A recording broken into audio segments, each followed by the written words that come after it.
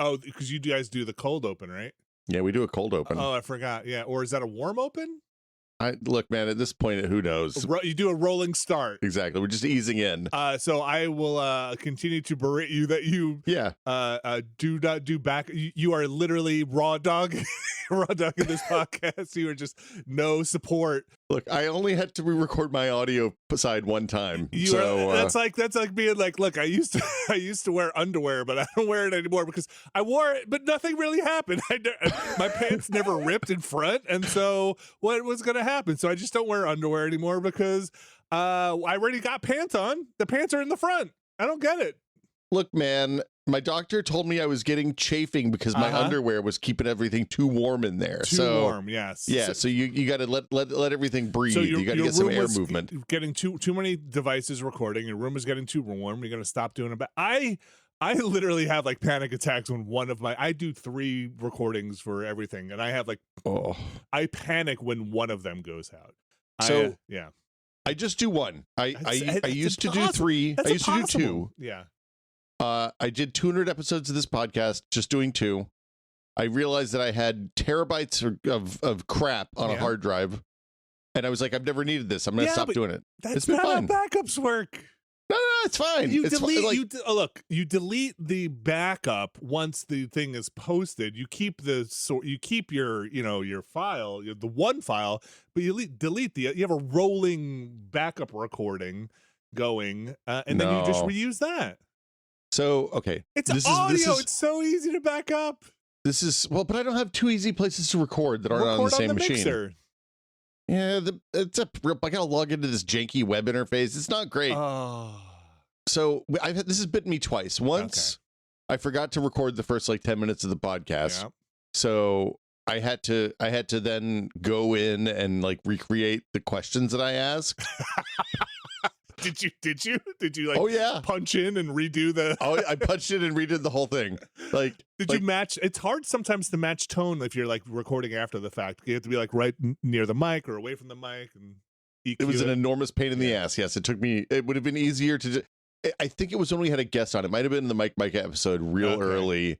And luckily I could hear he didn't wear headphones, which is another thing we forgot to ask people not to do. So you got bleed. So I could hear my questions through in the bleed, and then I could just kind of line it back up, and it worked itself out. It was not great though. It was it was a bad time for everyone. The other time was when we had a guest on the Foss Pod, and we sent him the documentation for how to do this. And the weird thing about the open source founders was they're really technical in the stuff that they're technical about. Yeah. But not at all in everything else. Oh, you just expect them to understand how like recording formats and where to don't wear or wear headphones and sit up on a mic and the whole thing. Yeah, have a microphone is a good place to start. Sometimes you'd get the call and they'd be like, "Oh, was I supposed to have a microphone?" And you're like, "Yeah, we had a kit we could have sent you if you had said you didn't have a microphone." Yeah. Wait, do you have a kit? Not anymore. Okay. Google paid for a kit that this is the beautiful thing about having the might of one of the 6 biggest companies in the world or whatever behind your I've heard working for giant companies is awesome. No downside, it turns out. It's all up microphones, all upsides. Yes. Like you want to FedEx a microphone and an audio interface and a pair of headphones anywhere in the world, we got you. I sometimes do. I would love to sometimes sit in on like an NPR production meeting because I am curious what they send people sometimes. Sometimes they do a little behind the scenes, and it sounds like sometimes they have a producer there on location. Mm-hmm. Sometimes it sounds like they are just using some kind of Bluetooth or something app on their phone or microphone on their phone. Maybe they sent them ahead of time, and sometimes it sounds like they're just using their phones and some kind of app on their phone. So we worked with a really great producer who had done NPR stuff before. I've done some NPR call-ins before. Okay. Where you go to like the local NPR station and they put you in a recording booth. Yeah. In-house. Yeah. Like I'd go to KQED in San Francisco. Right. Somebody'd meet you at the door. They'd be like, "Oh yeah, you're in recording room 4. We'll take you up there." And then they'd lock you in a small booth. Did they have their cool, this is the thing I was always jealous of, their cool, like, I guess they're not ISDN lines now. They're special, like phone lines that, like, jump right into the main hub? Well, it's point to point. Yeah. So I think when I did it, they were still ISDN lines, at least the first time. But they were, like, you would, you would sit there and then a light would flash green. It was like, hey, when the green light flashes, you hit the button and it connects you. And then somebody'd pop up in your ears and be like, hey, this is blah, blah, blah. We're going to go be live with it. And it was like you called into some radio show, right? Except for you were using the same microphones we're using now, because they were like Electro Voice, I think, is the thing that they standardize on. Yeah, probably. And and you were in a studio. And I was in a little studio with super padded walls, the whole thing. Yeah. The other thing that he said that they would do when they were doing recordings and remotes that weren't live is he would just have them hold up the phone with the voice recorder turned on and just hold it up to their mouth, like 3 inches from the side of their face, like this. And it's surprisingly effective if they had a modern phone. Like if they had a decent phone, especially an iPhone, then you could get a pretty clean audio source without a whole lot of mouth noises and stuff like that out of that thing. It's still a little more processed than you like. Yeah. But it wasn't bad. So I believe it. And especially nowadays, I feel like once in a blue moon, you get a little behind the scenes stuff. Like we're kind of dating ourselves because we're talking about NPR. But like once in a while, I listen to NPR, radio folks here that we, that's what all the kids are listening to. I still have a radio. I listen. Look. The kids like NPR. Yes. My daughter's like, hey, can we stop listening to the old guy music and listen to the old guys talking? And I was like, yeah, we can totally do that. Yeah. KQED, right? KQED. Yeah. So I once in a while they do like the pre-show stuff where you hear them and they sound like garbage, and then they're like, is it recording now? And then they switch over to sounding high quality, and you're like, oh, okay, they are definitely doing some kind of thing like a Skype or something on the terminal on the computer, and then they are using a phone or some other device.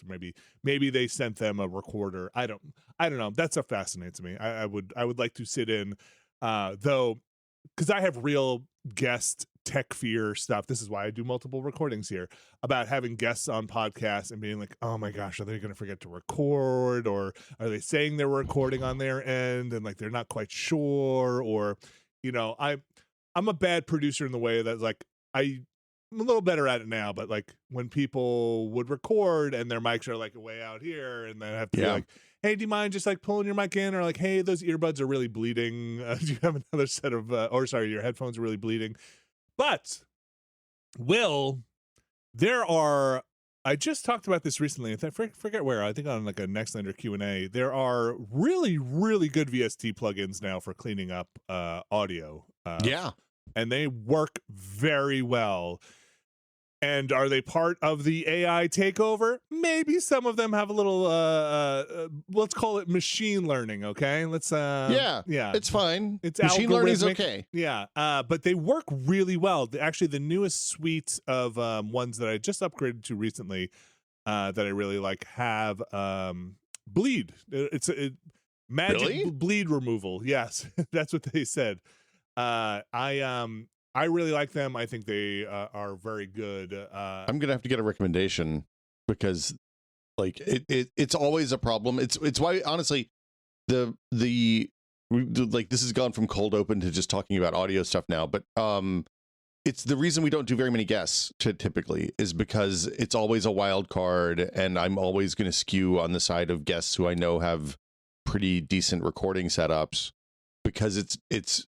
Like fixing a dirty audio signal is such an enormous undertaking. I think I use the Isotope suite. That is not the big main one. It's the slightly cheaper one because the like whole big huge thing is too expensive. Yes, it's the Isotope suite.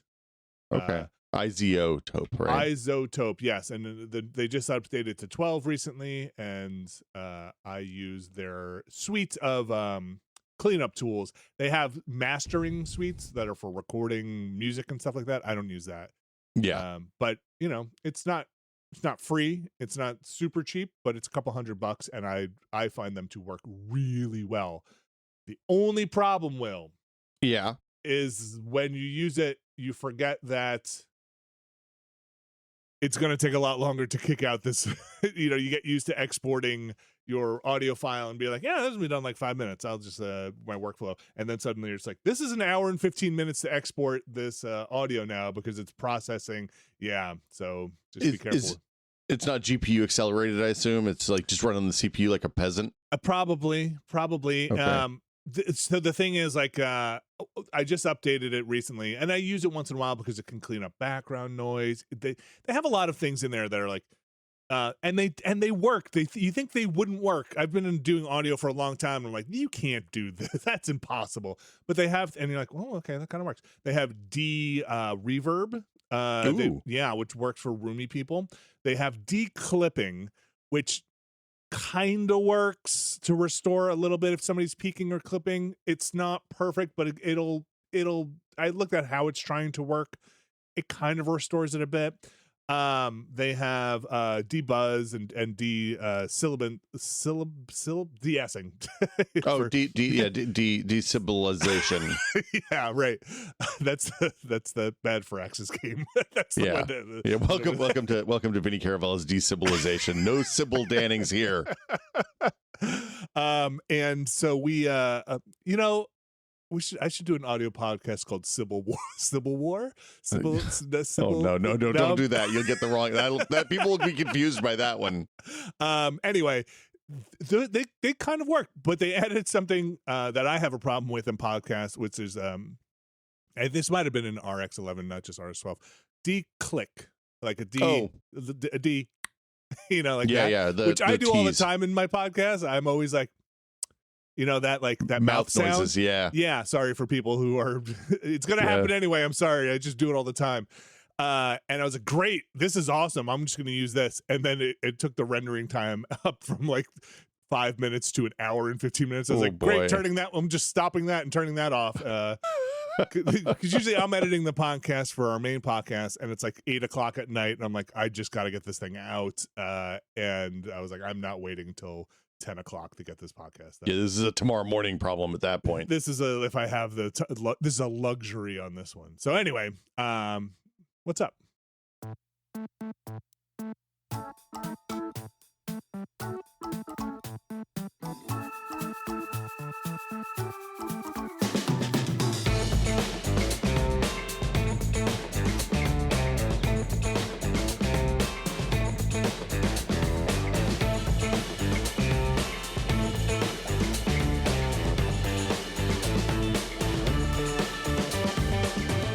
Welcome to Brad and Will Made a Tech Pod. I'm Will, and our substitute Brad this week. Brad's still out having doing family stuff. Is one Nextlander's own Vinny Caravella. Welcome to the show, Vinny. Welcome back. There is no substitute for Brad Shoemaker. No, look, I've tried. It's impossible. Impossible. He's inimical. There are certain things. Inimicable. He's not inimical. Inimical means he'd be an enemy. Inimitable means he's not able to be copied. Yeah. There are certain things for which there are plenty of substitutes. Yes. I prefer I can take a veggie dog. I like a veggie dog. Oh, wow. That's a bold choice. Yeah, I don't mind it. It's different. I find it to be an okay swapping in. Veggie mayo doesn't work for me. I've gotten real into nutritional yeast lately. Oh, what? Yeah, the nooch is what the vegans call it. Oh, but I put it on popcorn. The Trader Joe's used to make this popcorn that was called I can't remember. It had a Trader Joe's name, but it was like popcorn and nutritional yeast and like a little bit of onion and garlic powder, and it basically was like, it was just the bomb. It was the kind of thing that like, I went there one day, I was like, oh, this looks pretty good, I'll try it. And I was on the way home from the grocery store. I was like, maybe I'll dig into the groceries, grab a little snack on the way home. I opened up that bag of popcorn. I ate like half the bag of popcorn on the way home. I just housed it. I look, I get it. I like bread. So I'm a fan of yeast. Let's just get that out of the gate. Some of my best friends are yeast. You know a lot of yeast. I know how this works, Vinny. But nutritional yeast does sound like one of those products in the sci-fi books where it's like, hey, you got your block of nutritional yeast. Yeah, we grow it in the vat downstairs. Yeah, that's right. Yes, you just got your that and some algae that you are eating. It tastes like cheese. It tastes real cheesy. Is the kind of I like TLDR. Cheese. I'm a big fan of cheese and yeast. Maybe I'm a candidate. Yeah. So anyway, speaking of cheese, we're here today because you and I had a conversation a couple weeks ago into a microphone someplace. And I think one of us idly said, Vinny, you should just come on the podcast and ask a bunch of questions. The problem is every time you're on, people don't realize this, but pre-show is usually when I just ask you every Monday. Well, what's up with monitor scaling? How come display scaling just breaks half my programs? Well, let what's me up tell with that? So I think eventually you're like, you should just come on the show. Just write these down. Yeah. So this is the first outing of this. Vinny, you put about 20 questions into a big giant Google document, and then I put check marks next to the ones that I'm prepared to answer. And you're going to ask a bunch of questions. We're going to see how many we get through, and yeah. Now, disclaimer, I certainly don't know the answers to these questions. Do you feel like you have a good handle on these, or do you have to do like look, this isn't necessarily my my expertise here? So I did a little bit of reading on some of these topics. Okay. Some of them I have pretty strong feelings for out of the gate. Some of them I'm going to say, hey, when Brad's back, we're going to do a whole episode about this. Oh, fantastic. Okay, Yeah. great. So should I just start asking you questions? Just let her rip, man. That's what we're here for. And apologies to some of your audience if I get stuff wrong. I know you run in some pretty tech crowds here. So People are very accepting of mistakes as long as you know it's fine. It's How about part bad of the part of the opinions? process. Are they accepting of bad opinions? Look, we've never as a group said no to a hot take. Okay, all right. Here's my first question. Okay. This one comes in from Vinny. Yeah, we know they're all from Vinny. Should I use paid search? You know, it's funny you ask this because Okay. about 2 months ago, somebody sent a letter into the show and was like, "Hey, can you talk about paid search? I'm kind of curious, and Google really sucks now." Yeah. And the answer, so I switched. I signed up for Kagi, which is one of the paid searches. That is the one, right? That is the paid search. Seems like the one people like. Yeah. It has all the same stuff that Google has, and DuckDuckGo and Bing. Open Start Page, or what's some of the other ones? Those are the main ones. I haven't used any of the others at this point. But so it does have AI stuff, which is I think one of the main reasons people kind of want to get away from Google is because the AI overviews are simultaneously not super reliable and also are killing independent websites because they're sucking all the traffic away. Like in the old days, you'd type something into Google, you'd get some results, you'd click a link, you'd go to that page, and then like if they were giving you laptop buying advice, you'd click on an affiliate link to buy the laptop that you decide you're going to get, and they'd get a little cheddar, you'd get a laptop, everybody wins. Maybe get a little AdSense money too along the way. Yeah, now Google is just not, they're just giving the link straight to the thing and like and kind of badly summarizing the reviews. This isn't the reason to stop using this, though, just to be clear. It's the reason to stop using Google. The Google stuff. It's the reason to stop using the Google AI summaries is because they're fucking terrible about 40% of the time. They're and also it's like the other thing that my wife is doing is it Kagi or Kaji? I've been saying Kagi, I think. Okay. She this is what brought this up to me. She started using it as well. She got tired of the AI stuff, but also she was like, I have to scroll so far to get the non-sponsored results. Yeah. And she was like, I'm tired of that. Well, so you do the UDM thing on Google, which basically reverts your Google results to like a 2015 era, no sponsored results at the top, no AI summary, no knowledge graph. That stuff still works. Okay. It's the problem is that the Google results are actually worse now, it seems like. So I did that for a long time, and that was my solution to this. The difference in the Kagi search and the Google search is as good as everybody says it is. When like it's one of those things that, like, you know how remember when Dave got his first Zojirushi thermal mug and he was like, wow, this thing is really good, and then all of a sudden another person bought a thermal mug. I think it was you, and you were like, wow, this thing is really good. Yeah. And then like 3 days later, everybody has the thermal mug. Yeah. It's the same thing. It's legit awesome. It's like going back in time to when search was useful and good.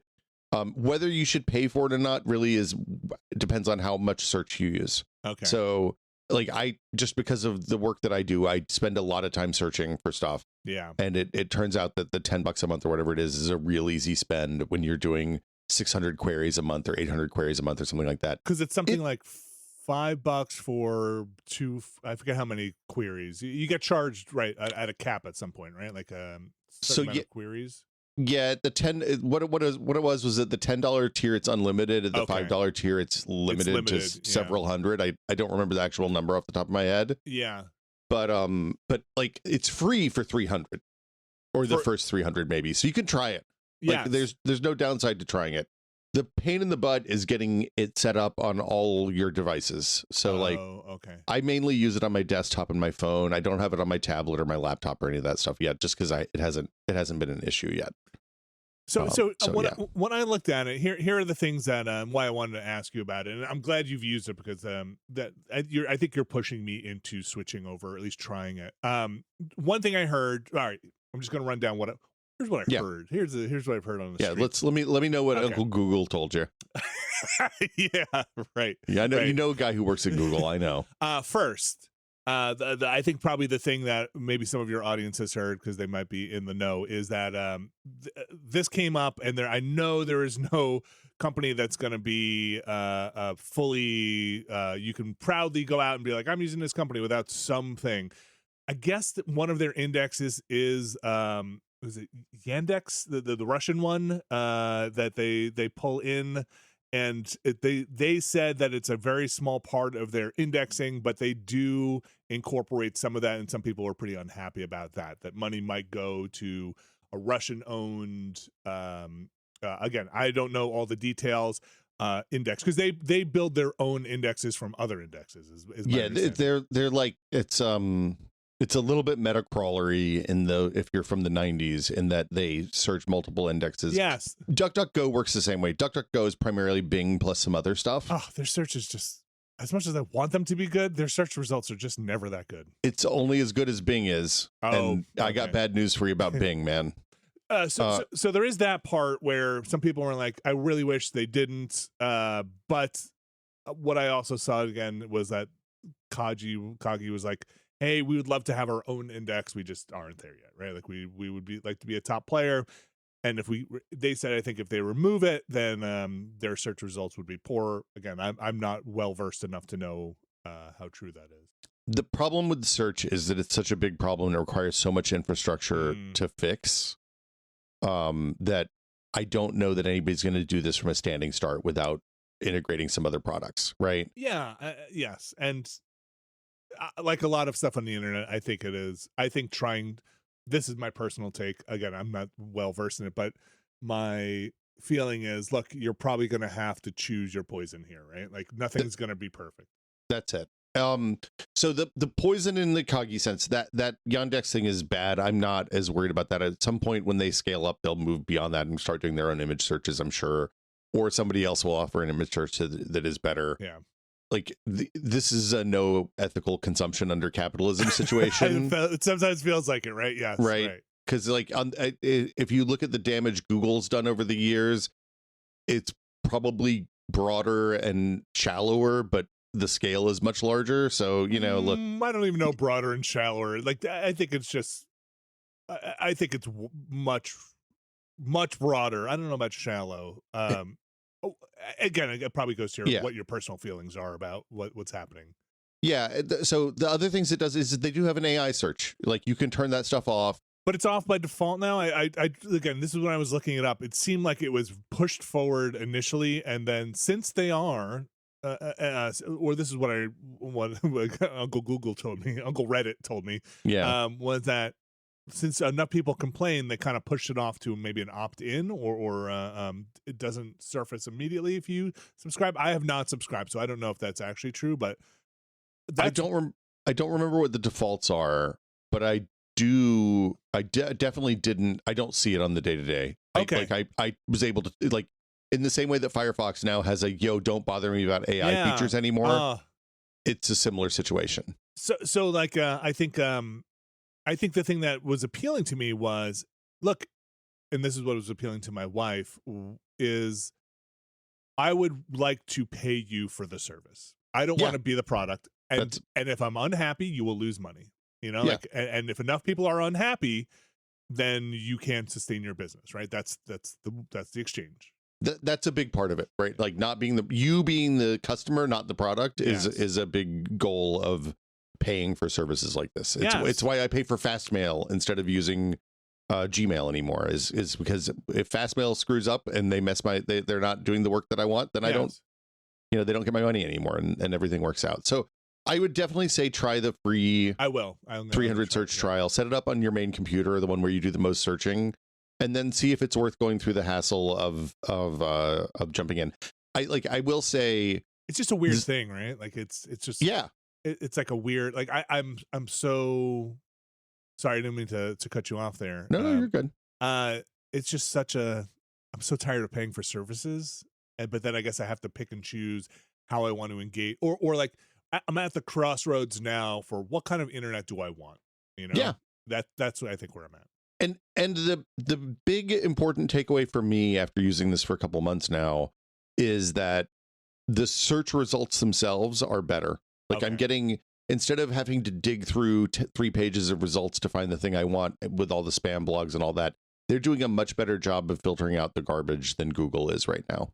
Yeah, and so I guess Brave Search has this, and again, I haven't used them all, but there's a way to, there's that mouth noise. There's a way to filter, I think they call lenses or something. I don't know what it's called in Kagi, to more results like this, right? Less. Oh, it's like cohort analysis. Yeah. So they can say, okay, if you search for a term that's ambiguous, like goat. Okay. It'll say, okay, do you want Serena Williams, the greatest of all time, or do you want literal goats? Yeah. Oh, and then you click the picture, and then so actually, that hasn't come up for me because I'm pretty good about generating queries that don't result in that kind of ambiguous response. But yeah, like I typed in goat, and I have the definition of goat on Wikipedia. I've got goat.com, which is sneakers, apparel, and accessories. And then I've got like memes and other of course. stuff. So can you click on the Wikipedia one? Is there something, the thing I was reading was there's a way to go to like the Wikipedia one and maybe be like, hey, give me more, this is kind of the stuff I want, or to block things that are like sites that aren't of relevance. Yeah, so you can definitely do the more results from this site, remove results from this site. So if you get like spam stuff, then you can pull that out. And it also lets you deep link into the Internet Archive. So you can pull an old version of the thing, which is like, is a Google feature Google used to have visible and was fantastic. I know what I look, I'm sure you guys have talked about enshittification up and down, but man, it's another reason why I'm like, I think I'm ready to get off. I feel like quoted searches, is that just gone? Can you not just like I'm sure that there's a way to access it if you know how to build the right command line, the right URL, but it's not in the main UI anymore. No. Yes. Anyway, okay. I think you've convinced me. I think I'm going to try the trial for it. Try. You got nothing to lose. Yeah. You got another question? You feeling good? I've got so many questions. I thought we were going to get through at least 10 of these. If we get through 4, I think we're going to be doing good. All right. Here's I'm just going to go down the list. Yeah, hit it. I've got a NAS. I'm nasty with the NAS. My network area storage. I have had mine for a long time, which probably means I have too many spinning Rust drives of low terabyte or low terabyte values. And when they go and I upgrade them, I like usually put a higher terabyte value in, and then then in the pool we'll eventually get up to a higher terabyte. So I've got, I don't know, let's say 24 drives plus, right? That's a lot of drives, Vinny. Yeah, look. Okay. Look, it's a lot of drives. And what happens now? So I did buy spares when they're cheap. I tried to buy spares when they would go on sale over the last 10 years. I'd be like, okay, look, there's a sale. Something's happening. There's a sale here. I'll just pick up a spare. So I've got a couple of spares, but I feel like there's a ticking clock now on my NAS and something's going to go and we're in the worst time. What do we do when all of our drives start failing in the next 5 years and it costs $4,000 to replace a drive? Yep. That's the eternal struggle for the NAS people right now. I'm looking at listofdisks.com, which is my new Shuckstop alternative. Okay. The Shuckstop guy shut down finally. He was like, I'm not gonna this isn't gonna be a thing that I continue working on, which is a bummer, but like I get it. they do price per terabyte. Is there dollar per terabyte? And right now, the top pick is $23 per terabyte when it was like $2 a terabyte this time, like $6 a terabyte or something this time last year. Wait, $23 per terabyte? Yep. So a 24 terabyte drive costs $554 for a Western Digital Gold 24 terabyte right now. Okay. I mean, that's a lot of terabytes, but that's a lot of money. It is, but the problem is you need multiples of the same drive. So you're looking at like $1,500 for redundancy on a 48. I mean, it's a 48 terabyte server, which is a lot. That's a lot. I mean, right.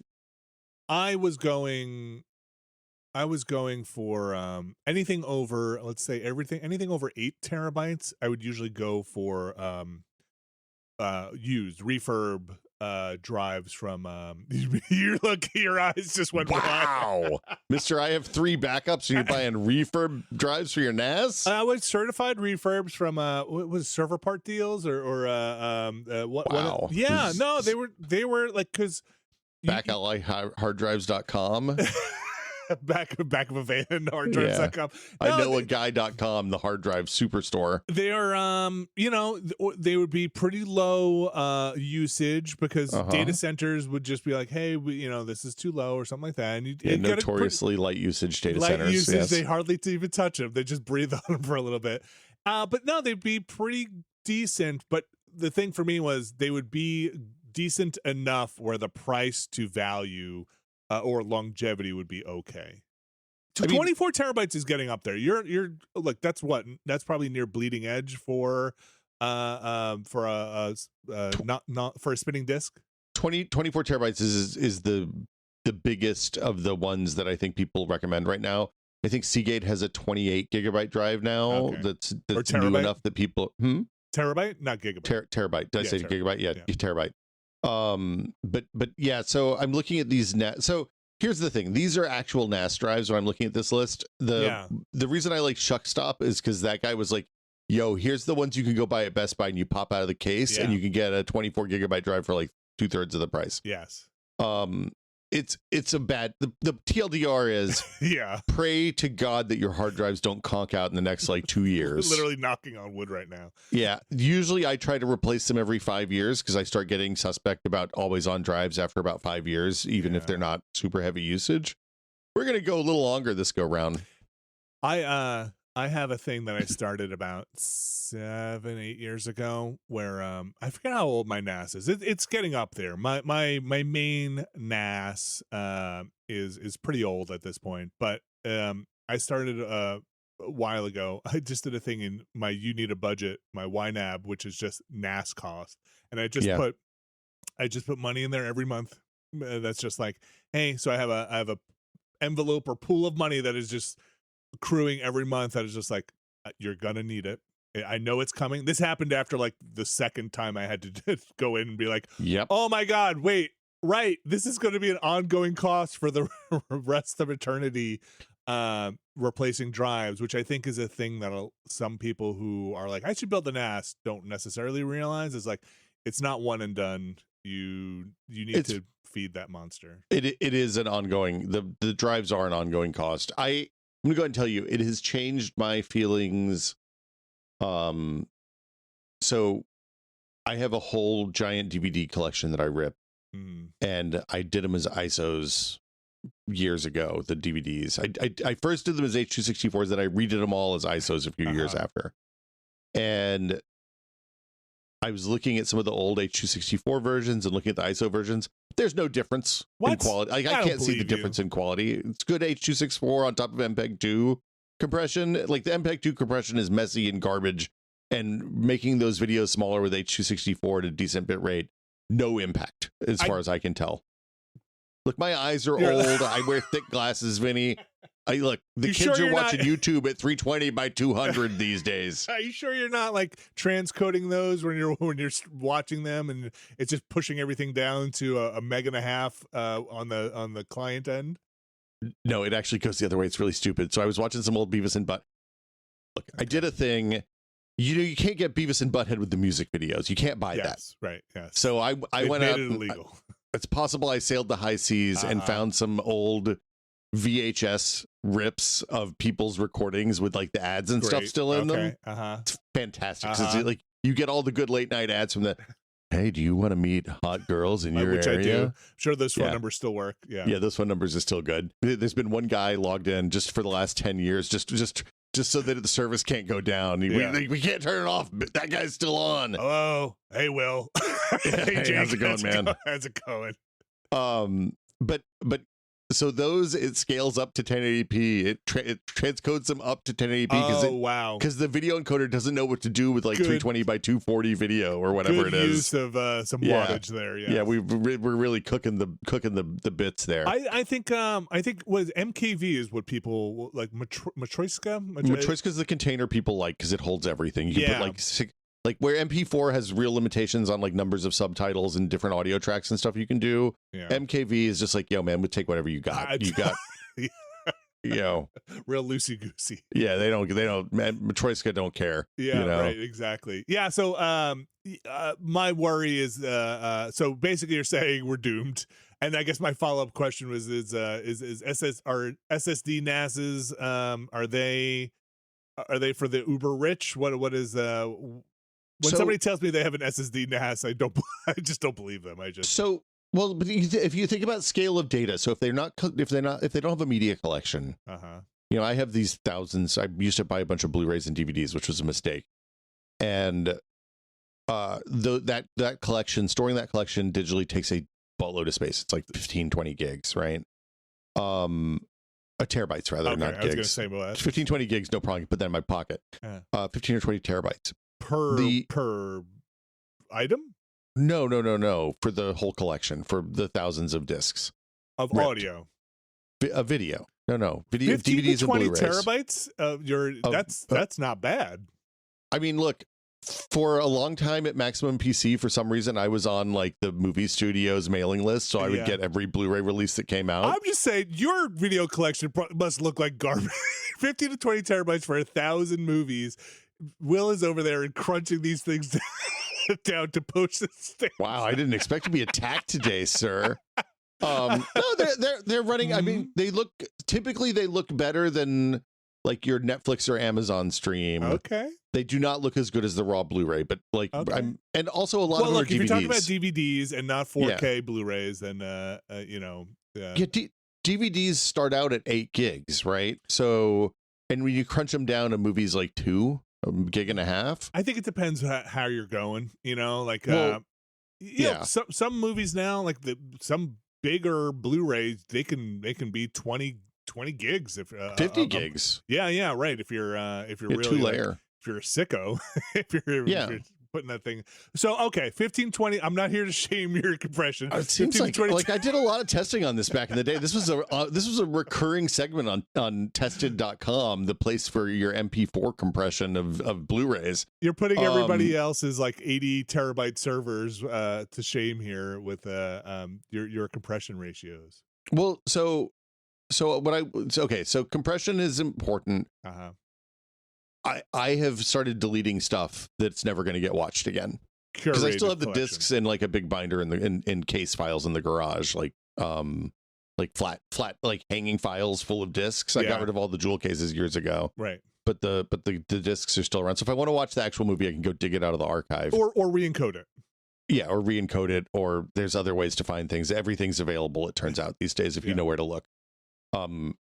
So the NAS, the SSD NAS people are not doing media collections. So if you want a place to store, to have like files that are accessible from all your computers, if you want to have a place to keep like back up your cloud photo backups, right? Because it's nice to have a spare copy of that stuff just in case Google messes up Google Photos somehow. Stuff like that, then like a 2 terabyte SSDs, which would have been $500 a year ago, is a reasonable place to do that. And like B-Link and Synology and all those companies, like it's funny because the companies that make those little, like, I don't know, they're NUCs is what I was thinking as, like the little square mini PCs. Like they got into this game last year and started making mini PCs with like 6 SSD slots and NVMe slots. And so the mini PC people and the NAS people are kind of like meeting each other and duking it out in that kind of new for category. Their low power NAS, their low. Yeah. So they'll put like a 4-core Celeron or a decent low mid range APU from AMD or something in there, and then a bunch of NVMe slots and probably a 2.5 gigabit Ethernet port. So or 2. Okay, so this is outside my depth, but maybe you know. So I run TrueNAS, and so with the way that it writes, initially I feel like, again, this is some memory from a while ago, SSDs were not the right solution because of the way it writes continuously, or something about the way ZFS stuff. Yeah, the ZFS stuff. And it can overwear SSDs. I have to assume that's a fixed problem at this point. I don't know for sure. Okay. Are you on Linux TrueNAS or are you on BSD TrueNAS still? BSD, I think. I don't think I ever switched over. And you're running ZFS, I assume, not the Btrfs. Yeah. So that I'd have to do research to know the answer on that one. I actually I don't know that. Look, I just switched over, I think, to TrueNAS from FreeNAS. I think I just updated not that long ago, like a couple of years ago. I think the okay. Should I put a cache drive in? An SSD cache? I used to do a cache drive, but that was mainly because I had a bunch of small, like 120, like early days of SSD, 128 gigabyte SSDs, stuff like that. It seemed to improve writing performance quite a bit, if I recall. Okay. Like when I was writing large files. Yeah. It didn't have a whole lot of an impact on read performance. That makes sense to me, though. That makes sense, because it's basically, maybe I'm way off. Is it just like a buffer when you're writing? You write to the cache, and then that'll spill out to the hard drive later? I think it let you write to the cache and one hard drive rather than to 2 hard drives at the same time, which was a little bit problematic. Okay. At least on the, like, I was running that on a Broadwell E, which in retrospect was really funny because that machine probably cost me $50 a month to run just on idle power. Yeah. But yeah, the cat, I think it's, if you have a, like, I wouldn't go spend $300 on a 120 gigabyte SSD today. Yeah. But if you have one laying around that you're not using, plug it in. Yeah. Okay. All right, maybe I'll try that. I know there's some, or again, I don't know, but I had heard there were some issues if you're really concerned about maybe cache drives, if power goes out while you're in the cache. And that can happen, yeah. Okay, and then some issues there. If you're not plugged into a UPS, especially on the way ZFS works and FreeNAS, I distinctly remember them saying, "Hey, don't do this unless you have this on power backup," and can do a gentle shutdown when the power goes out too. Like, that's the other part of it, is you don't like run the battery down. You want that to happen automatically, not you have to run into the garage and hit the button on it as fast as you can. My nuts are all secure. You see, I don't have a nut server, but I'm also, I like to live dangerously, as we've established. That's right. Your nuts are just hanging out there. All right. Should we go to another question? We can't spend too long on. We could probably do a whole show on one of these questions. I think several of these could have been. I think we're gonna do a paid search show for what it's worth. But, okay. Because I want to talk to Brad about it too. The other one that we're not going to do, I'll just say that you were like, this is a whole show at some point, is like browsers, the browser wars, because I'm along with getting off of maybe Google search, was like, it's Chrome, there's got to be, and then I looked, I was like, oh my gosh, browser wars are hot right now. Yep, they're desperately fighting over 0.1% of the worldwide browser market. Yeah. All right. This one actually is one that my wife asked me about, and I'm like, do you want to go down this road? Do you want to go down this road? Do you know what you're talking about? And it is the smart breaker panels, because she's she's like, hey, our electricity bill was like super high. Like, what's going on? And I'm like, I'm not really sure exactly what's going on. What I'm not like is, it's definitely my NAS. Yeah. I got a new video card for the computer. It's why my office is so hot all the time. It's absolutely the server. I'm like, I don't know if there is a way to find that. I can install a smart breaker panel, which could tell us, who's chewing up what kind of energy in the house. What do you think about those? That's an expensive option, right? It is not cheap. Yeah, you have to basically shut down your electrical service for a period of time, pay an electrician to come in and rip out the thing that's been hung off the side of your house. No, you got to pay. Don't do that one yourself. What are you talking? That's not so bad. Replacing your electrical service for the whole house. Well, what's the? Because it's like one breaker times 48. But you got to turn it off on the wall from the outside. Oh, I can turn off. I can cut the look. I'm not saying I would do this. What I'm saying is I have thought about doing this. So I can cut the power off. The mains come in from the outside, right? Yeah. They hit a box out there. Yeah. I could turn that off before it gets to my breaker panel. Oh, your breaker panel's inside the house, right? I forgot. I live in California where we do stupid stuff like put your breaker panel outside. No. So my breaker panel's inside, but I have where the mains hit the house also has a breaker there. So I can I would be working with dead wire, ideally inside at the breaker panel. I'm going to tell you this is 100% not a Vinny project. What? You should not do this one. Wait, but what? Okay, but explain. Because if you mess this up, you're going to burn your house down. And it won't be like a slow burn the house down, like over an indeterminate period of time in the future. It will go immediately. Like you will burn everything down in like 5 minutes. I've done sub panels, and congratulations. They're smaller, but it's not the mains. No. But this is Does the panel get 240 volts in? Yeah. 120 volts on a big giant thick wire? Each leg will get 120. Yeah. Don't do that. I understand the in concept what's happening. I support. Just put each breaker back in one at a time. I've seen you make XLR cables before. So here's the thing. Like, I fully support anybody who wants to do some freelance plumbing. Like, if you want to learn how to do plumbing, shit runs downhill and payday's Friday. It's pretty straightforward. I see. Plumbing scares me. Electrical stuff doesn't scare me as much as plumbing scares me. Well, plumbing won't kill you if you do it bad, but electrical stuff, plumbing probably won't kill you if you do it bad. Water damage is real, but it'll kill your wallet. Yeah, water damage hurts. See, water damage is a slow kill. It's water. Yeah, that's electrical just you fire wish you were dead. Actually, it's a quick one, and you're just kind of done. I hear what you're saying, and I take it to heart. So I think that there are better, more reasonable solutions that don't involve you replacing your electrical service. Better. Less comprehensive though. Less comprehensive. Yeah. You can buy for $25 a plug that you put in the wall between things that you think might be expensive and not. Well, you can buy the kilowatt. You can also buy ones that are directly connected to your home assistant setup. Oh, because I think you're a home assistant person. Yeah, I'm not. I am not. Oh, I have home assistant for one thing, for the nut servers. Sweet Jesus, I know.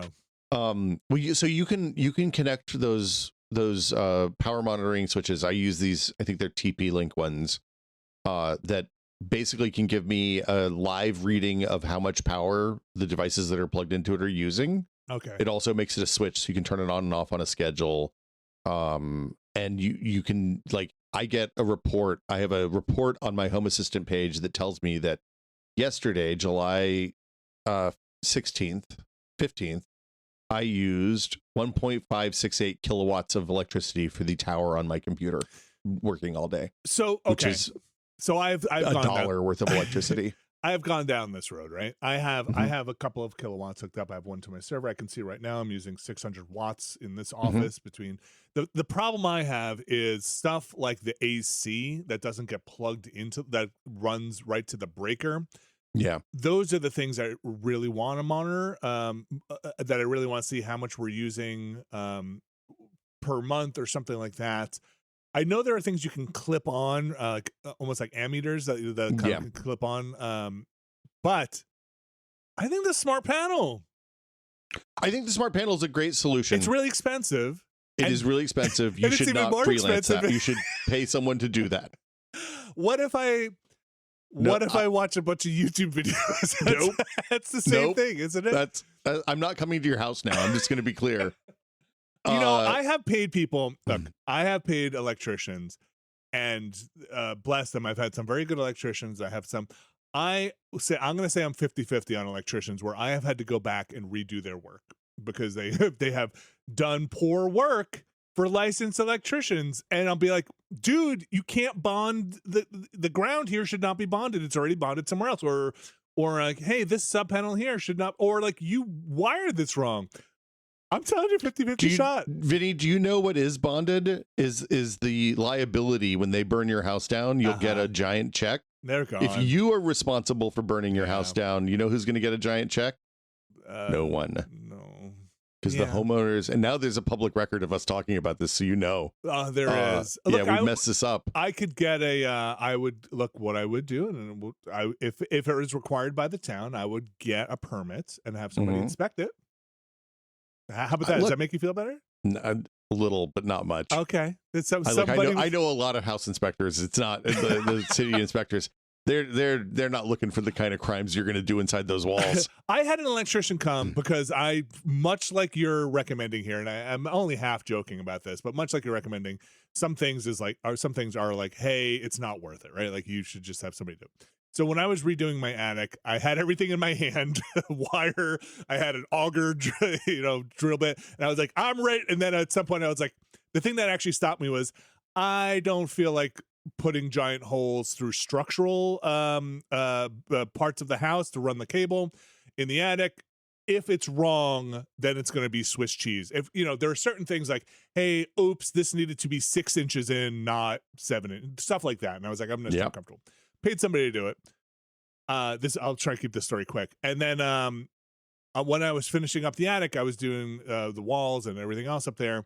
Every time I'd plug in like my shop vac, it would trip the circuit. I'm like, oh, it must just be the shop vac pulls too many amps up there, right? Like, okay, maybe it's not rated, something.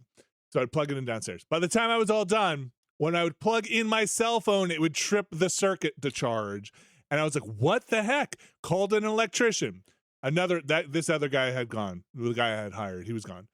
Called another electrician. Look at it. He's like, oh, these new breakers are sensitive. They can be sensitive to. They were arc fault breakers. They can be sensitive to. You maybe as a homeowner, you can put in just regular old breakers that might fix it.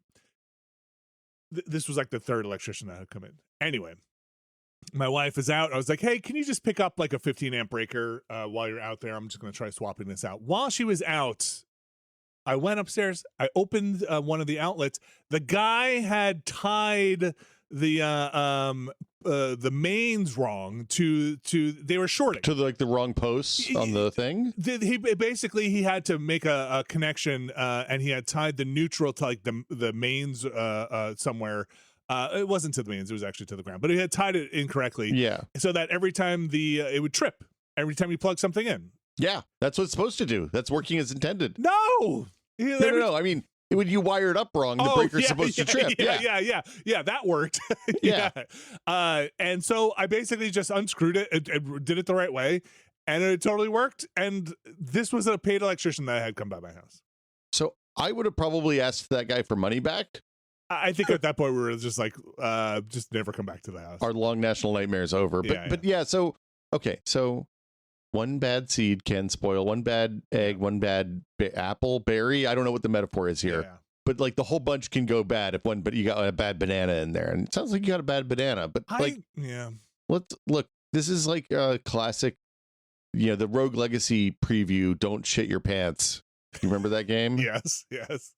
I had no idea that was the Rogue Legacy team. The next thing they went on to do was Rogue Legacy. So wait, are you saying? Which part am I? Am I in the Rogue Legacy part? Or am I the shitting the pants part? Your game is don't burn your house down. Okay. And the answer is licensed and bonded electrician. It's going to be thousands of dollars to do. You know how much work that is? I have so many breakers in that thing. $25 and just plug that thing in. And you know what? Don't worry about the air conditioning, because here's the thing. Yeah. We as a society, as a species, treat air conditioning like a luxury, when in the times that we live in, it is increasingly not that. It's also much, much cheaper. Do you have a heat pump? I also have heat pumps. Yeah. So if you're using a heat pump, it's cheaper to cool your house than it is to heat your house, because you're going down a few degrees rather than up a lot of degrees. Right, going down a few degrees, right? You're taking. Is this like an energy thing? You're taking. This is an energy thing versus putting the heat in. Okay. Yeah, it's the like moving the heat from one side to the other is the same cost no matter which way it's going, but more costs more and less costs less, right? So yeah, we have central air for our existing system, central air for like the first and second floor, and then we have heat pumps. I have one in the garage here, and then I put some in the basement when we redid the basement. Big fan. Heat pump's great. So yeah, don't worry about them. Electricity's if you're worried about that, then you should put some solar panels on the roof and buy some batteries. So okay, I have another question here. Okay. I'm aware. Okay. I'm aware you have questions. Okay, I have another question here. So we are when we moved into the house, we had to put a new roof on and have a bunch of work done to the house. So our roof is not that old, and we always said when we have to do the roof again, we will investigate solar panels. Right, like when it's time for the roof. And a lot of reasons. One, solar panels can be very, very expensive. Two, we were hoping that by the time that happens, efficiency of solar panels would have changed, which I still believe is happening. Absolutely has happened. Yes. Yeah. And three, maybe some other. We would like a whole house battery with our solar system, not just feeding back into the grid. And battery technology also changes, right? Very quickly, capacity and efficiency. So solar panels, but we did join a solar co-op. Do you know? Oh, so that means you're buying electricity from a solar provider? We were doing that initially with our power plan, which was like, hey, you can opt in to get energy from what they would call a green service, right? Like a solar provider somewhere else.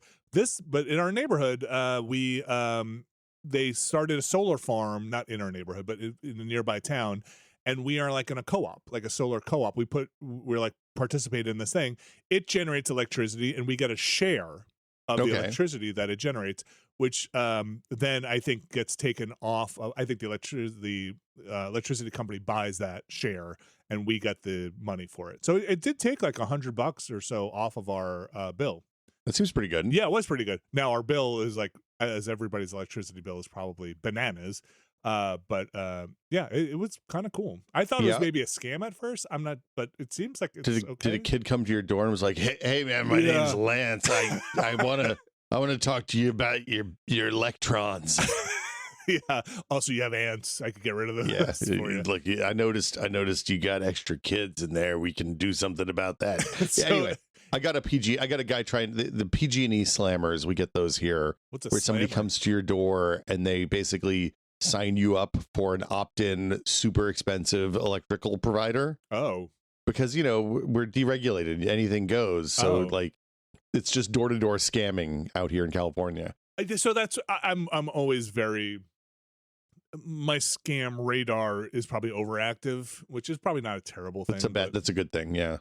So I don't know if anybody in your community knows. We just joined it recently. This is our first summer on it. So far, knock on wood, has been pretty cool. I have liked it. And I think it could be a great thing for people who are in apartments or can't put solar on their house. If we are able to build solar farms somewhere and then communities can get in on it, right? Like, I'm not getting the electricity it generates, but they are selling it back for me. Well, so San Mateo County, where I live, years and years ago, switched everybody over to, like, we had a referendum or something, and we voted to buy from a green power provider. So we buy wind and solar, and I assume that they have batteries in that mix now that store stuff generated during the day. And theoretically, all of the power in San Mateo County is clean. But then then they probably your local provider just is like, well, then we're gonna charge you up the wazoo for transmission lines. Let me tell you about the transmission costs. Yeah, it's so expensive. So we've gone from we're paying at peak. We pay based on demand and time. So like it's most expensive between 3 p.m. and 10 p.m. It's least expensive between midnight and 3 p.m. And as a result, you do things like set your electric car to only charge from midnight to 3 and stuff like that. But we're paying 78 cents per kilowatt hour at peak. Okay, at that 3 p.m. to 10 p.m. high. time. That's including transmission. That's transmission and generation. Okay. And it's basically like a third, or probably 2/5 generation and 3/5 transmission. Yeah. Because PG&E keeps fucking up at a high level. Yeah.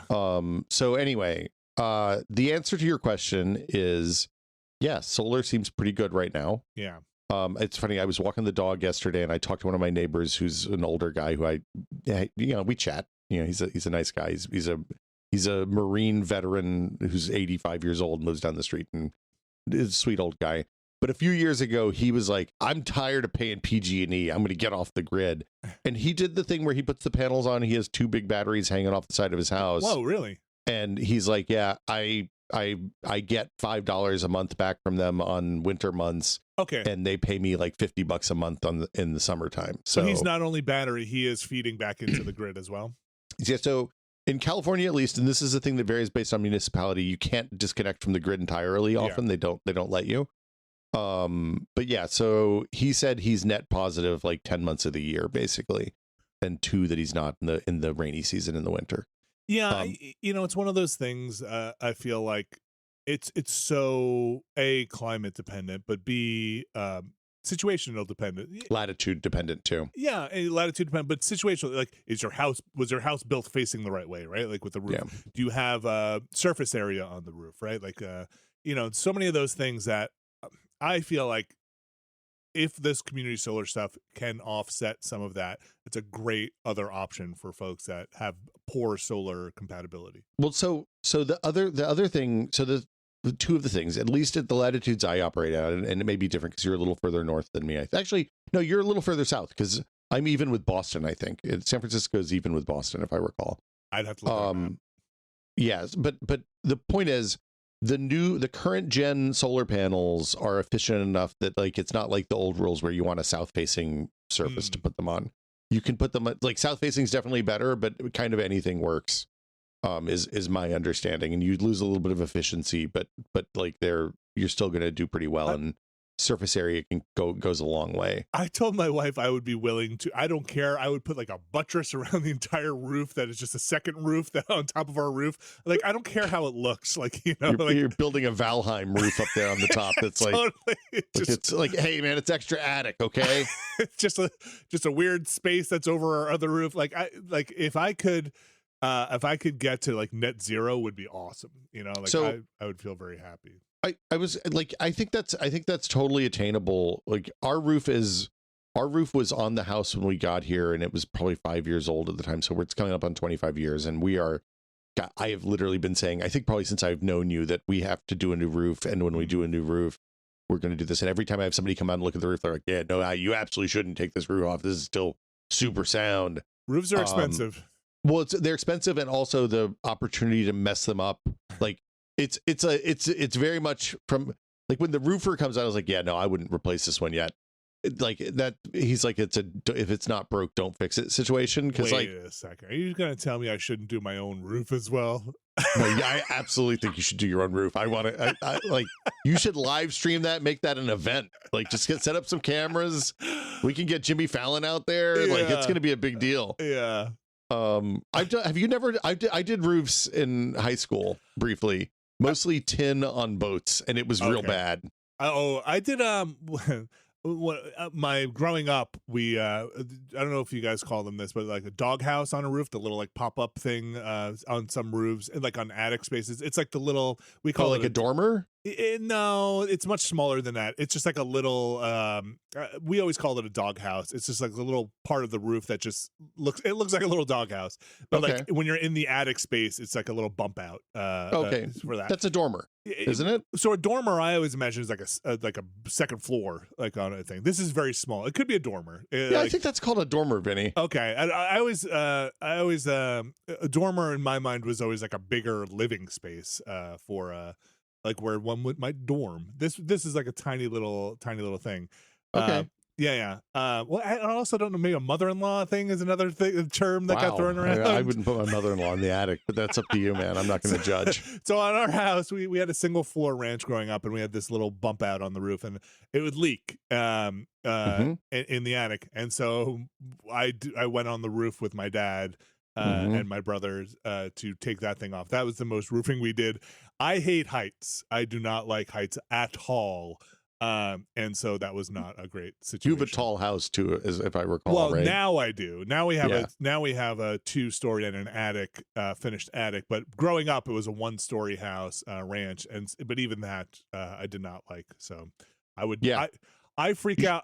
I've wanted to put an antenna on my roof for a long time, and I won't do it. I just don't want to go up that ladder. Yeah, but meanwhile, you're in the other room being like, yeah, let's rip out these big 3-inch thick electrical cables. Dude, I'm telling you, it's like, I love it. You should definitely, like, I wouldn't wait on the roof at this point. Like, if your roof is good and it's been sound, you should just put the panels up The guy down the street had I was talking to him because he was having his roof redone, and I wanted to see how he liked the guys he was using, because this is what we do as functioning adults. And he was like, oh, he's fantastic. He's been really good. And I was like, what did you do about your panels? Yeah. And he said, oh, the solar people came out 2 days before, took them all off, piled up into the backyard, and then they'll come back the day after it's done and put them back on. And I pay him like $150 to do that. He said it wasn't yeah, because they're on mounts, but they're not permanent, like they're not like screwed into the roof necessarily. They're screwed into mounts, so you can take the panels off, and then the roofers work around the mounts. That's what he said. Yeah, they can. I guess it really depends on the type of roof you have as well. Like it probably also depends on the type of roof, but these are like normal shingle roofs, right? Okay, like asphalt shingles or asphalt shingle. It's California, so it's a relatively narrow pitch compared to what you guys would have out there, probably because of snow. Yeah, but yeah. So that's wild. I thought they would have to take the mounts off. I don't know. It didn't look like it. It looked like they were poking through still. So I bet the guys working on the roof hate that. I would say they're probably pretty used to it by now. I would love to get solar stuff. I'm still waiting. I'm waiting to see battery again and solar technology efficiency. I know it's gotten better and cheaper. Also, look, I'm just saying, I don't know. I don't want to get too into it, but let's just say I would love to get a solar subsidy back. Some kind of federal subsidy back for solar. That $7,500 or whatever it was he used to get looks pretty good right now. I don't know. To me, we've reached the point almost, especially with the electric car, where knocking the $500 that I pay PG&E for electricity every month off feels really nice. Would be, yeah. Would be. But like, what do you imagine a solar installation for your house would cost? To buy, not to lease, not to rent. Like, you thinking, like, in my mind, it's always like $40,000 to $80,000. Oh no, that includes the roof, easy.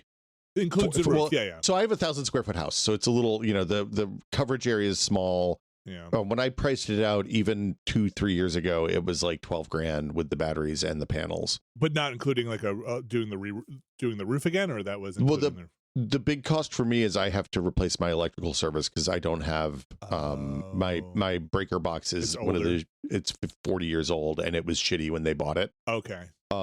So like I have to replace that and then wire the batteries and all that stuff into that. Call me up. Let's go. I'm going to pay a licensed and bonded electrician to do that work because I love life and don't want to burn my house down. I've got you covered. I mean, although I guess I could probably for fly you out for next to nothing. Last time I got a quote on replacing the electrical service is going to be like $10,000. Which is also why I charge my car on 120 volts instead of 240s, because I don't have enough breaker space for a 240 run into the car. Yeah, so, turns out yes, that is definitely a thing. Oh my gosh. All right, just a quick story on that. So, like everybody knows at this point, I enjoy doing some electrical work. I am not a licensed electrician, but established. Yeah, established. But when we got our car, and I actually I very much feel like charging at 120 is completely reasonable. I don't think everybody needs 240. Like, I think if you work at home and you're driving like a few times a week, even if you're like running kids to school and stuff like that, like when we had the Bolt and we were driving the kiddo to school 6 miles each way every day, it was no problem on the 120 volts. Yeah, if you're regularly keeping it charged up to your 80% or whatever overnight, and you're not in a rush, right? But me being me, I was like, hey, I'm gonna put a 240 outlet over here, and I'm gonna put a charger in by this garage. It's a detached garage from my house, and I had an electrician, thank you very much, run power out here initially to the sub panel out here. I didn't do it myself, and but I was like, oh man, I know enough just to be dangerous. I was like, okay, I need to put like a 50 to 60 amp breaker in this box to run this outlet over here for the car. I need to know the gauge of the wire that's run from the garage to the main terminal back to the house here. And I was like, this is a thing that I know if it's not the right gauge, you're gonna be pulling too many amps over it. Yeah, right, yeah, exactly. And I need to do an audit of what's on here, et cetera, et cetera, et cetera. So I did it all, and I was like, I'm right on the cusp. I'm right on the cusp here. There's not a lot of headroom, but I think it would be fine. I could re-pull wire that's thicker, but then the conduit is not. It's going to be a pain in the butt for thicker wire for a lower gauge wire. I don't want to do that. Let me just call an electrician. I'm gonna call an electrician. Call an electrician. Dude pops out the breaker on one end, pops out the breaker on this end, pops in a new breaker, pops in a new breaker. He's like, "You're good." I don't know if you're hiring mob electricians or what. No, they were like, "You're good. Like your gauges are good. You're good here." And then I was like, "Damn it!" And what was that, like $500? So the reason I wound up doing it was when I got my charger for here, it was actually reimbursed from the yeah. So they covered it. Amazing. So he actually installed the charger too. And they were like, did you get him to do a 240 volt plug, or did you just do you do it straight into the wall? No, 240 volt. Okay, perfect. So you can take it with you should you move or whatever. Yeah, it's a box mounted on the outside, and then the charger plugs into the box. Got it. Okay. So the amazingly though, Will, would you believe it? We were reimbursed from our electric company for $1,500. That's pretty to good. Put this thing in. Yeah, pretty good. And how much do you think it costs? How much do you think to the penny? How much do you think it costs for that electrician to put $1,499. $1,500, right what on a the weird nose. coincidence. Yeah.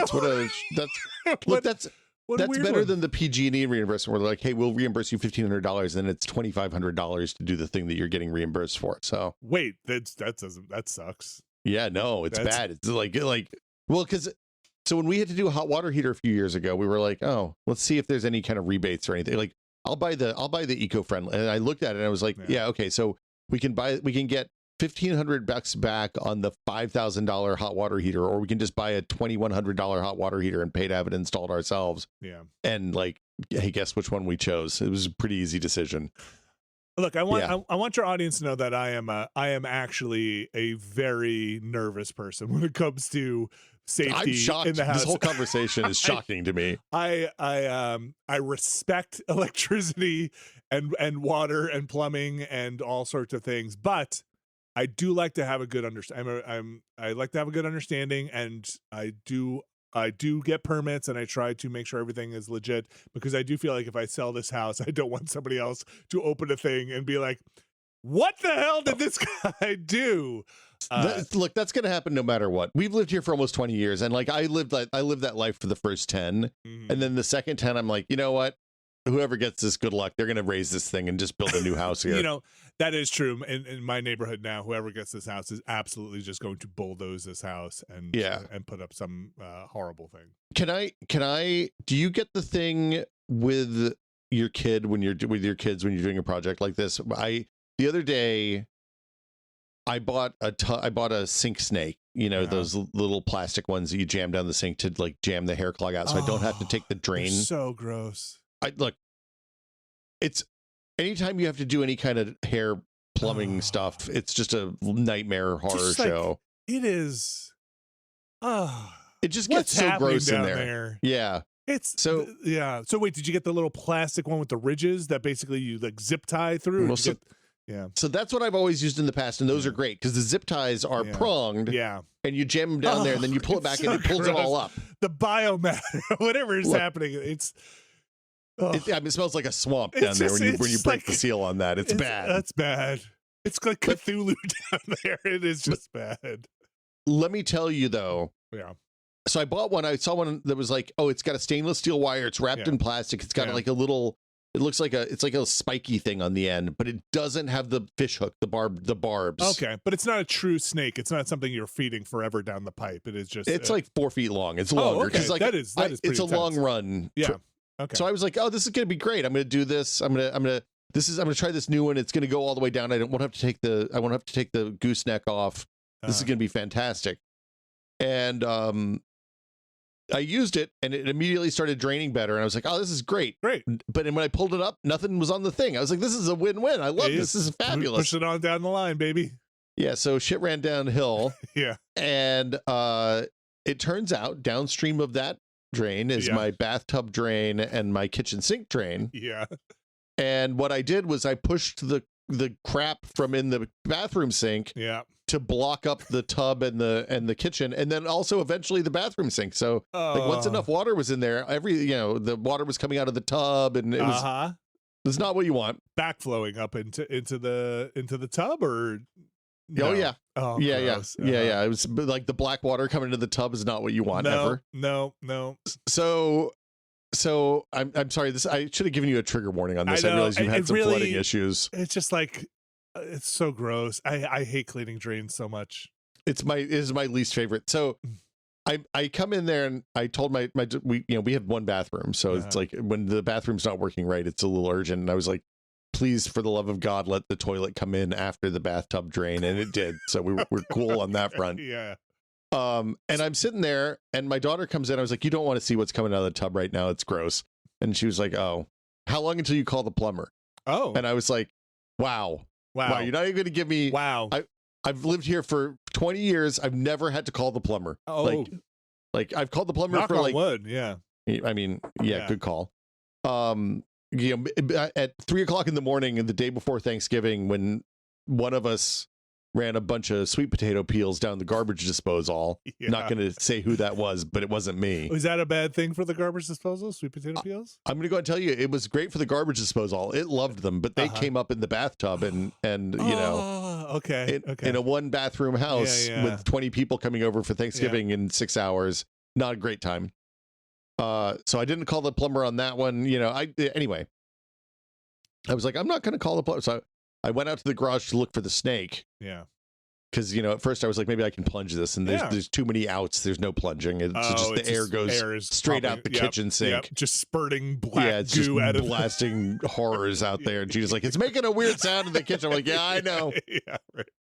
So I'm like, I can't find the snake. And then I had a vague memory of the last time this happening, saying, I'm never using this fucking snake again. This one sucks. It's too heavy. It's all rusty and gross.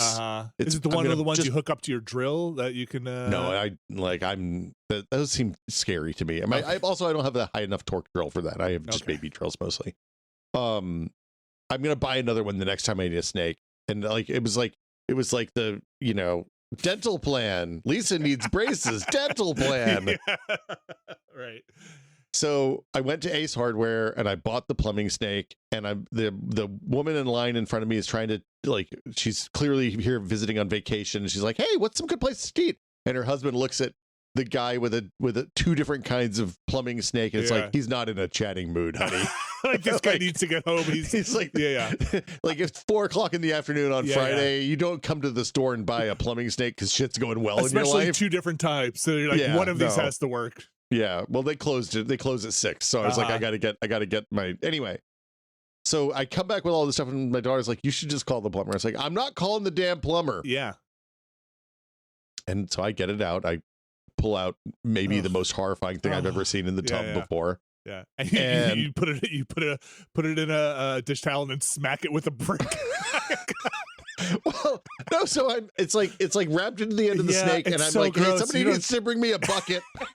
It's so gross. So it's like 2 feet long. It's just kind of stretched out. It is really just like, it's something that if you've never done a drain before, or like aren't at home, you're never prepared pipes, for it, man. It's bad. Yeah. At least now, this long in, I know it's all of our stuff. Like the first time I did it, I was like, oh shit, this is the people who lived here before me. Gross. Yeah. So I got it out and I was like, hey, I want you all to appreciate the horrors that I witness when I have to do this. When I say, hey, can we please use the drain thing and clean it every time we use the shower? This is what I'm talking about. Yes, the like mesh net thing that goes over, or the look, there's no tub shroom strong enough. I hate the shroom. The shroom, it sucks.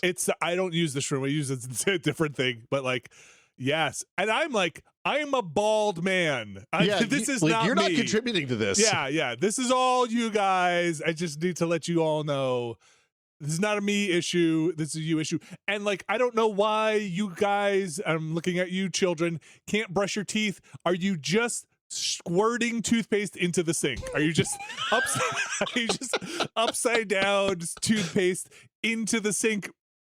I can brush my teeth and it gets on the toothbrush. What are you doing? Okay. I have the same, like, I walk into the bathroom and there's like a huge blue smear across the white vanity. I'm like, how did you not notice this? It's 2 feet long. It's just, and then it's just like, okay, now I'll just mush it down into the drain. Be like, okay, yeah, no, it all disappears when it goes into the drain. No. Until Dad is in there wrestling with an anaconda-sized biomass that has, like, Resident Evil style villain is in our drain. You don't understand. Somebody needs to come in here and tell me if they see a weak spot. Do you see, like, look, if there's some kind of orange eye opening up, I need to know. Hey, I'm going to send pictures of this to Miyazaki for the Elden Ring sequel. And like, I had it on the thing and I was out there in the back cursing and trying to untwist it off the other way with like, and like, I wear rubber gloves when I'm doing this because it's gross. Yes. But like, the end of that thing's pointy and like you can't like it always breaks the seal. You are like minutes away from the prequel or the intro to a Contagion movie or something where you look at your glove and you're like, oh no. Oh no. Well, so I was like, hey, I want you all to come out and witness the horrors that I go through for you. Yes. So wait, you did call family out to witness it? Because they wouldn't come out. They were like, I don't need to see this. I was like, I think you do. I do the same thing. I'm like, family, come up and look at what you've made me do. Look at this. Yeah. I mean, at least look, I have hair, so I'm complicit in the whole thing. But it is unbelievable. You do need to call somebody to witness it because it is a thing that you're just like, if I describe this, it won't do its justice. You need to see it. You need to see what this is. Yeah, this is some Blighttown business here, baby. Have you seen? I had a friend who, and I'm very curious about this because I do like gadgets and tech and stuff. The air guns that you shoot down the drain. So I got one of those. Oh, okay. Because I was like, this is going to solve all my problems. This is going to solve everything. What problem could this introduce? None. But because my house is stupid and all of the gray water drains drain into one line because like it's shared wall, kitchen and bathroom are on the same wall. Yeah. The kitchen sink and the bathroom, the dishwasher are all on the same wall. So the bathroom sink, the kitchen sink, the dishwasher all drain directly into the same 1.5 inch or 2 inch line. Yeah. And then the toilet has a 4 inch line or 3 inch line, whatever they get, that goes straight into the main sewer drain. Yeah. So when I used it, it just started blasting shit out of the and you can't seal them up. Sink. You can't like put a stopper in them. It's not going to do it. So when I put the stopper in the kitchen sink, it just blew out the dryer, the dishwasher vent. Oh, like bummer. It blew that, that little metal cap on it. It just went and shot up and hit the ceiling. Yeah, that's not going to do it. There's not like, I think it would work. The other one I see is the one that is like a hose end that has like, you put like a rubber washer that's the size of the drain on. Yeah. And then you take the you take the gooseneck off of like your bathroom sink or your kitchen sink or whatever. Yeah. And you run this in there and it kind of like power washes the inside of your pipes. You say like the P trap, like at the bottom of the the sink. Okay. Yeah. Yes. So I have a power washer and I bought an attached. I have not tried this yet. That the jets come. Is this what you're talking about? They face backwards almost, and it'll like, push the thing through. Yeah, it does like both directions, kind of. Yeah. Okay. Yeah. It shoots out from the front, but then like shoots out from the back to kind of propel it forward. I used to my basement before we had it redone recently used to clog constantly at the exit of the house, and it would backflow with all the sewage from the house. No, thank you. It was really nasty stuff. And so I have a whole collection of snakes and doodads because did you have a tub at least down there to collect it all, or is it just coming out on the ground? It came out on the ground. This was unfinished. The basement was unfinished at the time, but it was like right before it exited the house to the sewer line. There was this there was a trap there, and it would that trap would just get clogged with everything, and I would if I. This is gross. I'm sorry for just bringing this up, but if I got a whiff, let's say, I would be like, everybody stop. And then I'd go down there, nobody do anything, and then I have to go be like, we're at the edge of a knife here, folks. Code brown. Yeah. And then I'd be like, and then sometimes I'd be too lazy and be like, we're probably good, and then there was always a mistake. There was always a mistake, which I should have cleaned it out. So this is why plumbing versus electrical. I feel like electrical, I understand a little bit more of how electricity works. Water is a living water, and this biomass, you're basically dealing with like things that are fighting against you. So I've always said, if you own a home, you are basically just fighting entropy, and water just wants to be 100%. Yeah, water just wants to be in your house. And like, you don't want water in your house, but you need water in your house, right? And as soon as you've got the water in your house, you're just fighting it. You're just constantly trying to manage water in your house. It's great when it comes out of the faucet. Comes out of anywhere else, you're really sad. I'm going to go ahead and say, what I will say is that at least when you mess up with electricity, it's over quick, right? Like, and so are you, maybe.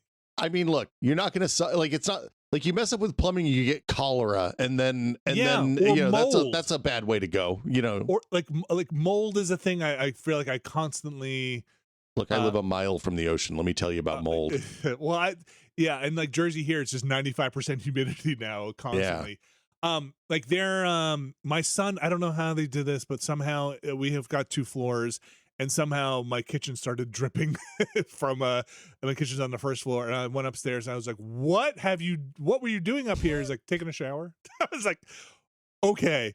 And so I cut, and now I probably could have left it, but I cut the drywall out of the ceiling because in my mind, I'm like, oh man, is this going to be a mold thing? Like, is there just my imagination starts running wild. Like, oh, that ceiling's wet. It was dripping. The beams going across are now soaked. They're gonna rot, and and this has happened twice to me, and I think the third time, and so enough times where I'm like, I might just put a panel on the ceiling. I would like if the whole ceiling, I don't like drop ceilings, but if I could just remove this and just have this, because do you have so my kid likes to take really hot showers. Yeah.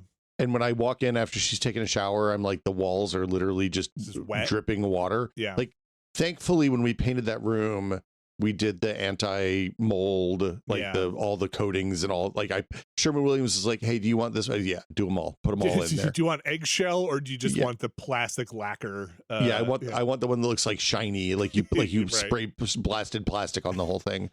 In retrospect, do you have a vent in there? Does it an exhaust? That's an interesting question, Vinny. No, we do not. They didn't put those in. We have a window, but it also looks like our next door neighbors are up a little bit, so it gives them a pretty good view on like the waist up on whenever you're in the shower. Yeah. Which, like, I understand her desires to not have that open. I kind of don't mind, but that's me. That's you, right? So yeah, we no exhaust. Okay. It's not great. That's a hard one to put in after the fact, unless your bathroom is it it sounds like it is, because you have a window, outside wall. Could you exhaust?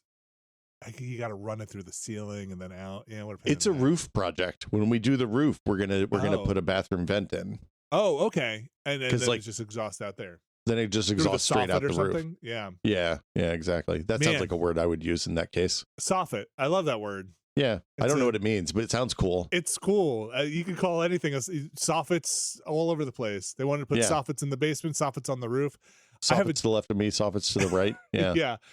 Molds, a thing that a soffit could have a problem with. I don't know. Yeah, I don't know. It's probably fine. Vinny Caravella, thank you so much for coming by. Where can people find you? Oh my gosh, people! Will, we didn't even make it through a quarter of these questions. Will, we made it through 4 or 5 questions, depending on how we count them. We didn't talk about peak shaving. No, we didn't talk about USB outlets, which, good God, no. Wait, no? Oh man, I'm gonna have to come back. How about dumb phones? Is this a real market? No.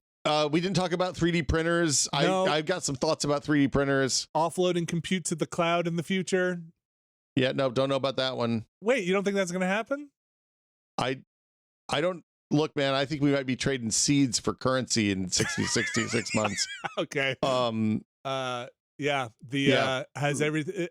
Are we done with the everything has Wi-Fi, but now we're up to everything has AI in it? That's like when your toothpaste got 4K. Hey, you want some 4K toothpaste, Vinny? Yeah. Oh, also your toothpaste tube is Bluetooth. You just tie it to it'll let you know when the toothpaste tube is empty. No, I don't need Bluetooth to know when the toothpaste tube is empty, it turns out. My favorite question here that you were like, this is really hard, is things that are genuinely better as quote smart devices.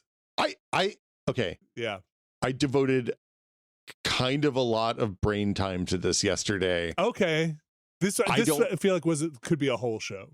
I'm not sure that I could come up with one thing. I think actually that's not true. I really like the lighting automation in the house. It turns out it's really nice to not at the end of the night have to walk around and turn off every lamp in the house. And then in the afternoon when it starts getting dark in here to turn on all the lamps. It's better, but it was a lot of work to get it to the point that it was better. Okay. I don't know that I would call that smart. It's like I could have done all of this with timers and been fine. Except I guess but in the wintertime it happens earlier, in the summertime it happens later, so there'd be some inefficiency, but also the bulbs cost nothing to run now, so who cares? It's probably fine. I think if you ever wind up diving into that, you probably have to have some ground rules for what is smart, right? Like, does a coffee maker that turns on a timer, is that smart? Or does it have, right? No, right? So, but a coffee maker that you can control with your phone, is that smart? Maybe. Yeah, right. So I think you probably need some ground rules for that one.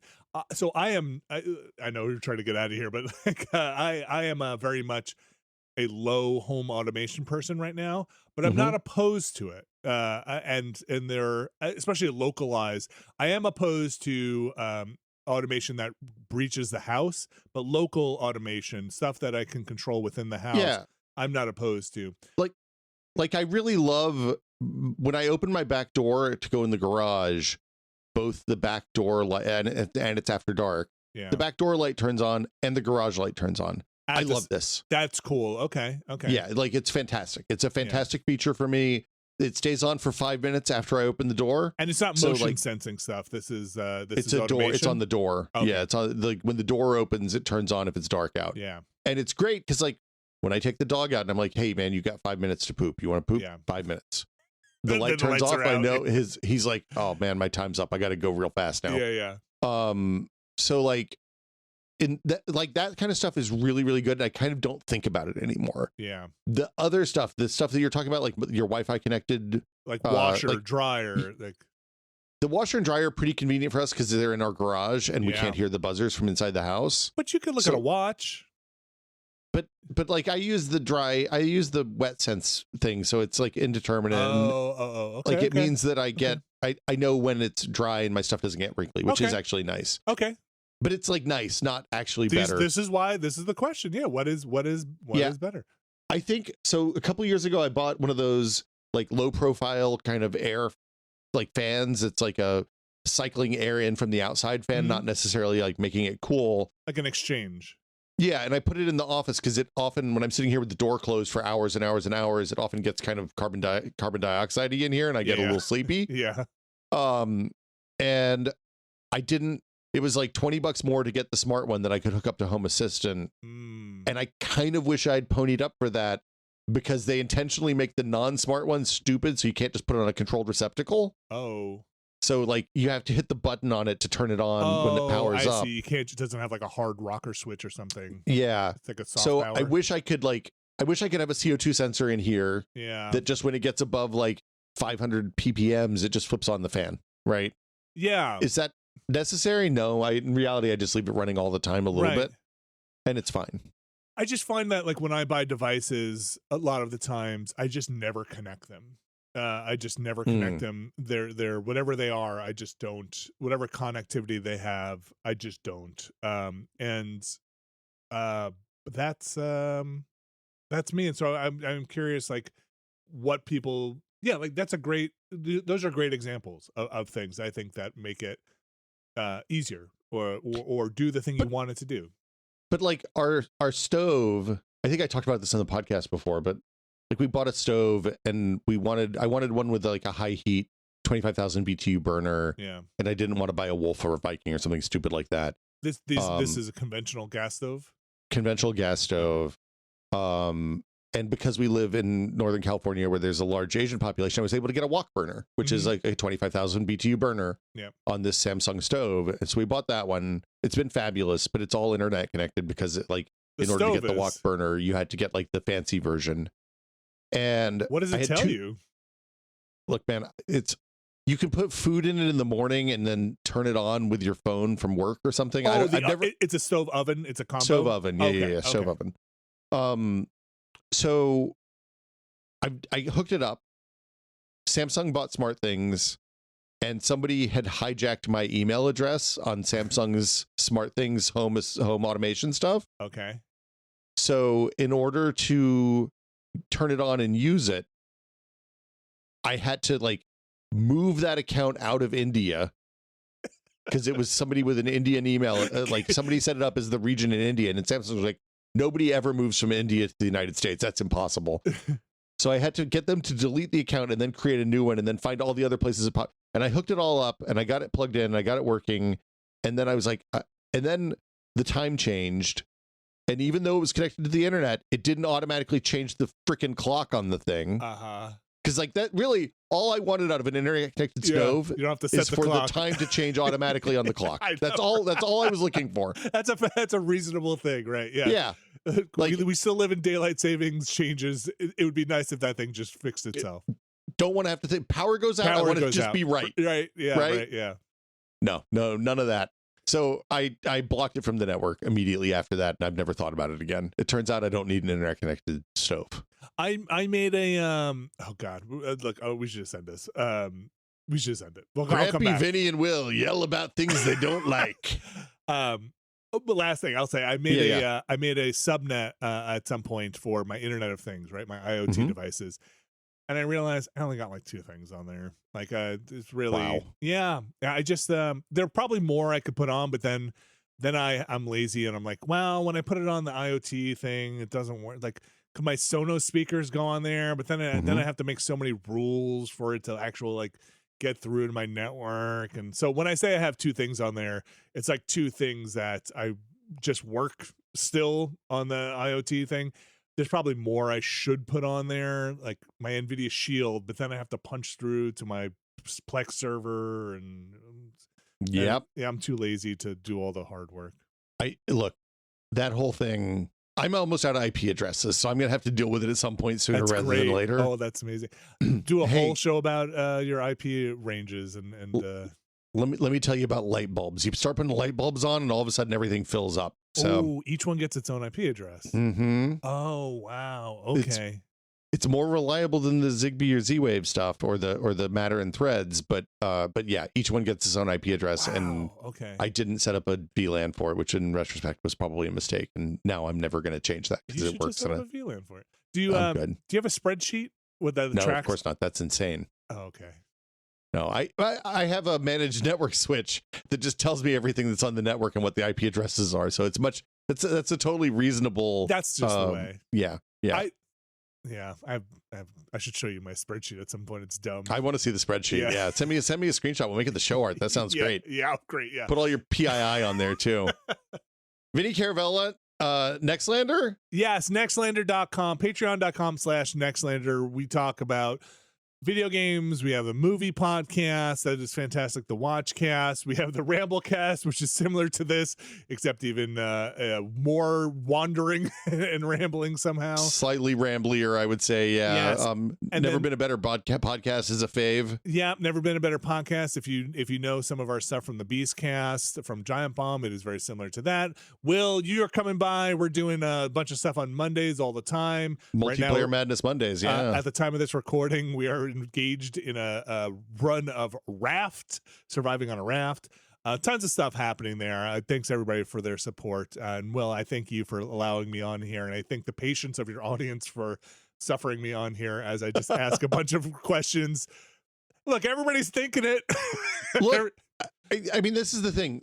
I often say that there are no bad questions. There are only Brad questions. So okay. When you asked about the best local email client, I was like, that is absolutely a Brad question because I don't truck with local email in 2026. No. Okay. But yeah, we'll have to have you back. Maybe we can get to another third of the questions at some point in the future. I'm sure I'll have more. Don't worry. Thanks for coming by, Vinny. It's always a pleasure, man. Thanks for having me. Thanks again, Vinny, for coming by. If you don't know about Nextlander, go over to twitch.tv/Nextlander or patreon.com/Nextlander and check out what they're doing. They do good stuff, and they do good video game coverage, and they have a lot of fun doing it, and I quite enjoy it. Now, before I get to the part where I thank our patrons for supporting the show, I would like to apologize to the plumbers. I repeated something earlier in this show that a plumber friend of mine told me years ago. And it was potentially, I don't want to give the wrong impression. I want everybody to know that I understand that plumbing is a high skill thing. I'm doing amateur hour plumbing at best. And at some point in the future, when I do need the expert services of a master craftsman, I hope that your people will continue to help me in exchange for money and or services. So yeah, sorry for the thoughtless. Yeah, I think I shared some plumber humor that, as not a plumber, is probably not appropriate. So anyway, apologies to all the plumbers. So now we've reached the part of the show where I thank our patrons. These are the folks who support the show, and we wouldn't be here without you all because this is a listener-supported show. We don't run ads. So if you would like to find out how you can support the show, you can go to patreon.com/techpod, where for $5 a month, you get access to the fabulous TechPod Discord, which is full of beautiful nerds just like you. You also get access to the monthly patron exclusive episode, which is, let's see, last month I just sat and talked for a while about stuff I was working on and answered a bunch of questions. We talk about projects that are upcoming or maybe too small to make a full episode out of. Sometimes we talk about things that we thought were interesting and then maybe were dead ends from an episode standpoint, but are still kind of interesting and worth discussing. It's always a good time. It's a little more casual chat than what we usually do on the main pod. So again, it's patreon.com/techpod, and we do appreciate everybody who supports the show. But we want to do an extra special shout out to our executive producer tier patrons, including Infelicitous Rips, Jordan Lippett, Octothorpe Bunny Fiend, David Allen, James Kamek, and that's it. That's it for this month. Thanks everybody for supporting the show. We will be back next week with another edition of the Tech Pod. I'm going to do questions, I think, at the end of the month. So it's going to be me answering questions. We might get a special guest for that. I got to see if the person I have in mind is available. We'll bring them in. And if not, then I'll do it myself. So send your questions into techpod@content.town if you're not on the Discord. And if you are on the Discord, you can go to the Question Seeking Answers channel and just post them in there. And I will I will look deep into those two sections of the website and the internet, and I will pull out the very best questions and we will answer them on next week's edition of the Tech Pod. Thanks everybody for listening, and please consider the environment before printing this podcast.